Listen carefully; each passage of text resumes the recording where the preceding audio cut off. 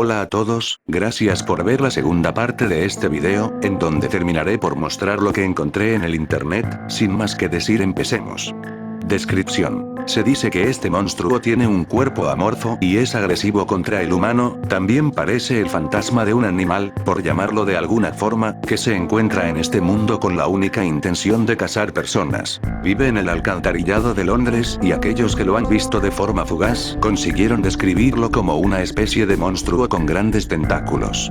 Aquellos que lo han visto y vivieron para contarlo. La mayoría dejan de lado las teorías fantasmales, espirituales y mundos paralelos. Por otro más terrenal, relacionado con la criptozoología. En otras versiones, es que el fantasma agresivo tenía la forma de un hombre, pero sus extremidades se parecían a los tentáculos de un pulpo, y una espesa niebla se extendía detrás de ellos. Es de destacar que muchos de los que supuestamente se encontraron con los fantasmas del número 50.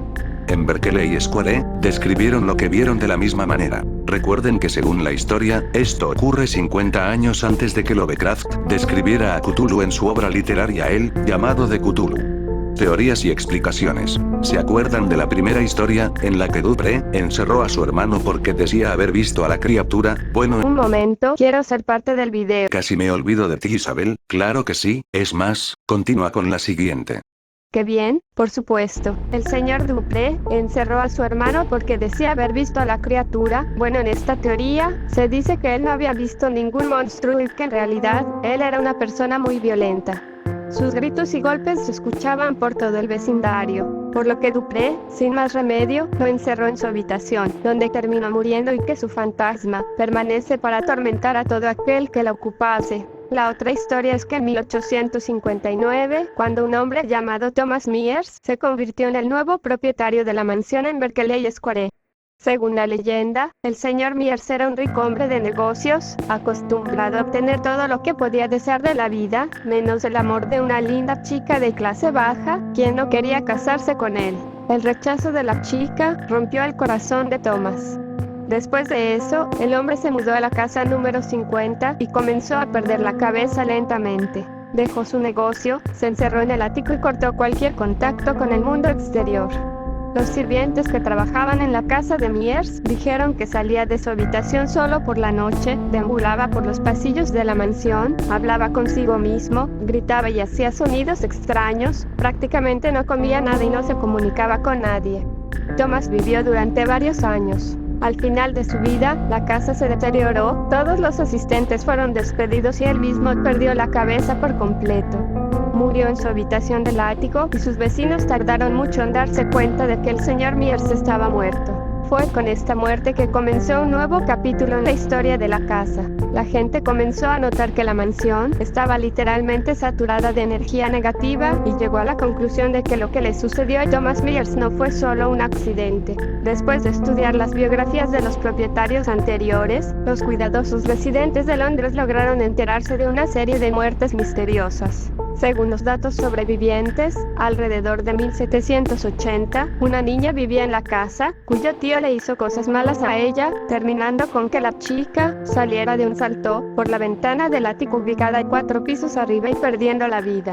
También hay una versión de que una chica terminó sin vida en el ático. Según la leyenda, la niña fue atacada por un mayordomo que padecía un trastorno mental, y la tercera teoría dice que un joven murió en una habitación en el piso superior, encerrado allí por su propio hermano. Desafortunadamente, por el momento, ninguna de las versiones puede ser confirmada por hechos. Sin embargo, fue después de la muerte del señor Mears que la gente comenzó a pasar por alto la casa y considerarla maldita. En 1879, incluso se publicó un artículo en el periódico del distrito, cuyo autor llamó a la mansión de Berkeley Square una casa encantada y advirtió a los futuros propietarios. La casa que actualmente se ofrece en alquiler se conoce como la Casa Encantada en Berkeley Square.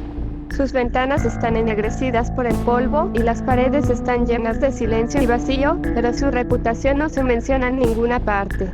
La explicación menos sobrenatural se refiere a un tal señor Mears, dueño de la casa, que estaba comprometido con una bella joven que lo dejó plantado el día de su boda. El duro golpe hizo que se encerrara y acabase convertido en un ermitaño, que solo salía de noche a vagar como un alma en pena, y de ahí que se le confundiera con un fantasma. Mira los actos que terminamos cometiendo por cosas tan tontas como el amor. Estas historias también fueron cuestionadas. Los habitantes de Londres asociaron los eventos místicos que tuvieron lugar en la casa, precisamente con la muerte del señor Myers, y la muerte misteriosa del estudiante tuvo lugar mucho antes de que Thomas apareciera en la mansión.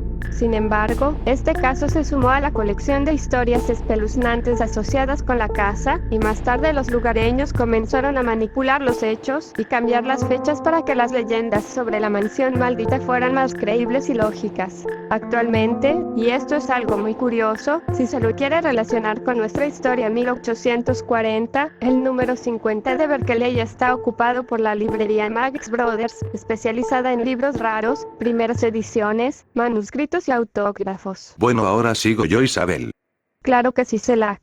La desilusión. Se acabó el amor y la compasión. Aquí es donde le vamos a dar fuerte al misterio y trataremos de encontrar una explicación para todo. Cansado de leer una y otra vez las mismas historias pero con pequeños cambios, empecé a buscar en diferentes vídeos, foros y páginas que hablaban inglés.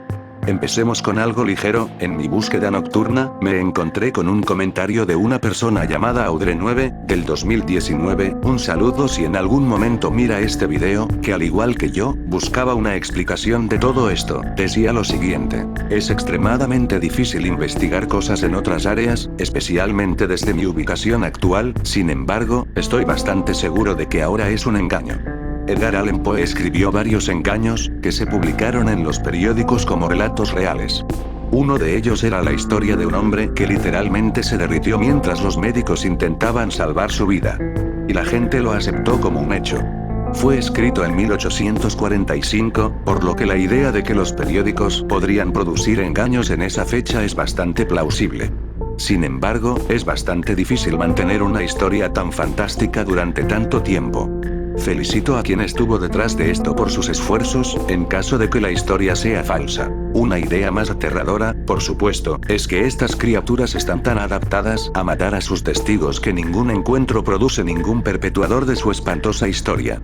Quizás este ejemplo estaba enfermo y agonizante, y buscó residencia en esa casa, demasiado débil para mantener el legado aterrador de su especie. Todo esto es una conjetura, tengo la mente de un escritor pero trato de mantenerme racional cuando es posible. Me parece extraño que no se hayan encontrado otros ejemplos de este ser, fin. Y es cierto, Allan Poe escribió ese cuento y hasta en Wikipedia decía que los noticieros lo tomaron como realidad, al igual que muchos otros manuscritos de escritores novatos, pueden buscarlo por ustedes mismos.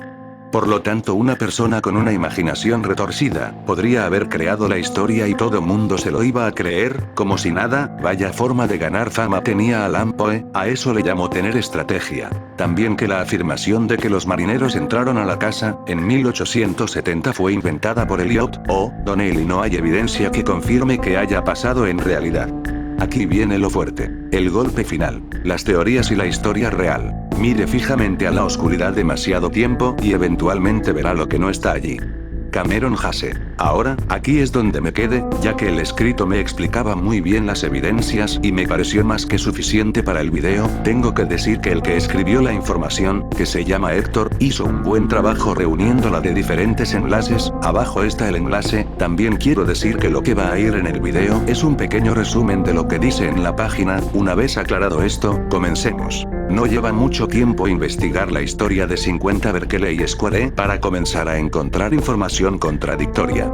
En muchos sitios web y libros, las historias que he contado casi nunca son exactamente iguales. Empecemos por el principio. La historia de la joven Adeline parece la más probable de que haya ocurrido realmente, pero no pude encontrar ninguna evidencia de que realmente sucediera.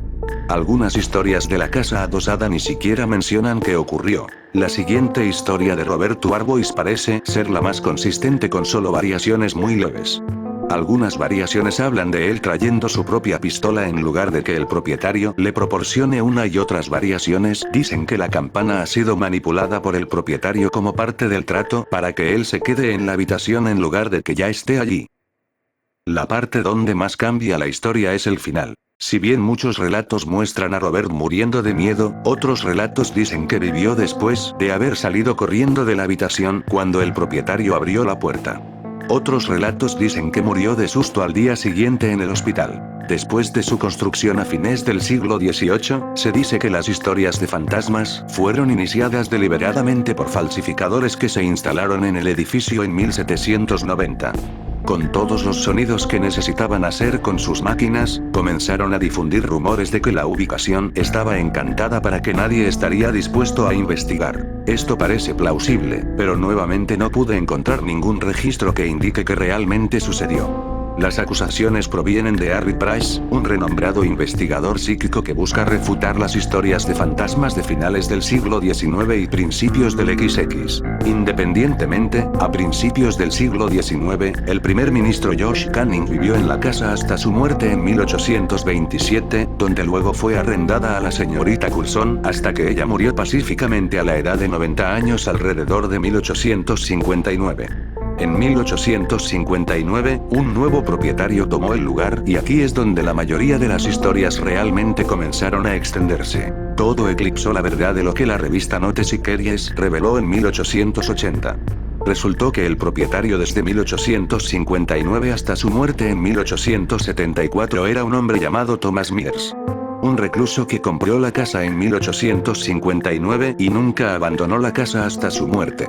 La única forma en que la revista pudo verificar esto fue debido a la falta de pagos en el impuesto a la propiedad, que condujo a una citación fiscal en 1873. Con la verdad fuera, las afirmaciones de fantasmas se calmaron un poco en la década de 1880 y luego a principios del siglo XX, a pesar de los pocos aumentos cada vez que un nuevo libro o revista afirmaba que todavía estaba embrujado.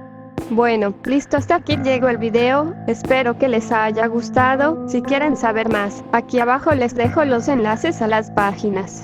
Isabel, yo tenía que decir eso. Bueno, no importa, llegamos al final de esta entramada historia, que a mí me llamó mucho la atención la primera vez que la escuché y que ahora encontramos su posible explicación. Todo tiene más lógica. Dejen su like y no olviden investigar antes el lugar en donde se van a hospedar.